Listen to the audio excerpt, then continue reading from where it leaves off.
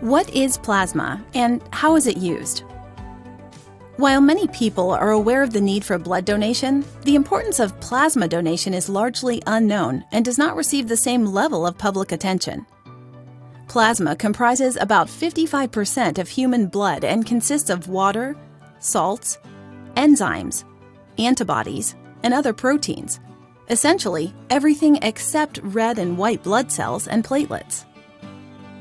Because it performs a variety of functions in the body, including the movement of cells and nutrients, plasma is one of the most critical components of blood. Healthy adults can donate plasma through a process called plasmapheresis. During this process, plasma is separated from whole blood, collected, and the blood cells returned to the donor's body. Because plasmapheresis takes longer than donating blood, plasma donors are compensated for their time. Donated plasma is used to create plasma-derived therapies that replace individuals' missing, deficient, or malfunctioning proteins, allowing them to lead healthier lives. These therapies are used to treat trauma, burn, and shock victims, as well as chronic, rare diseases, including primary immunodeficiencies. For many rare disease patients, such treatments are necessary for their entire life. Why is it important to have ongoing donations and efficient donation centers? Because creating these therapies depends on plasma from donors. Ensuring a consistent quantity of plasma donations is critical to maintaining the supply of these therapies used by hundreds of thousands of individuals. There are no synthetic substitutes for plasma-derived therapies. Therefore, millions of liters of plasma must be donated annually to create enough life-saving medications to help those in need. What barriers exist? Unfortunately, some states have enacted regulations that exceed those imposed by the U.S. Food and Drug Administration. Federal regulations allow centers to operate efficiently while maintaining the safety of both donors and recipients of plasma. Added regulatory burdens at the state level mean it is more difficult and costly to open plasma donation centers in those states. As a result, some states still have no plasma donation centers at all.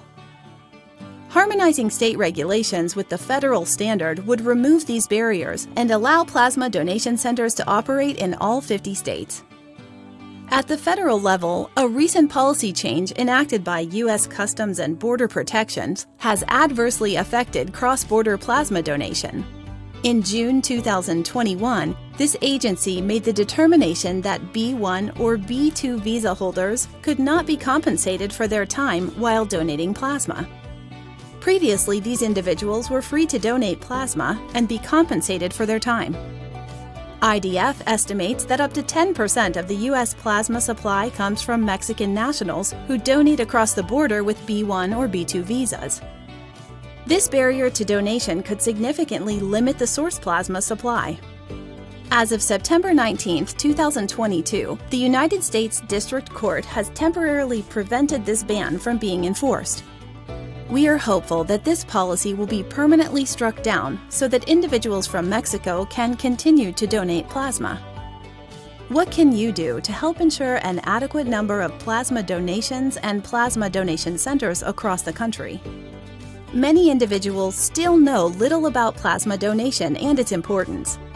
Join IDF and use your voice to raise public awareness around the need for and benefit of donating plasma. Volunteer as an IDF plasma ambassador and help spread the word about the importance of plasma donation by meeting with staff and donors at your local plasma donation centers. Advocate for plasma donation awareness and access by contacting elected officials through IDF's action alerts.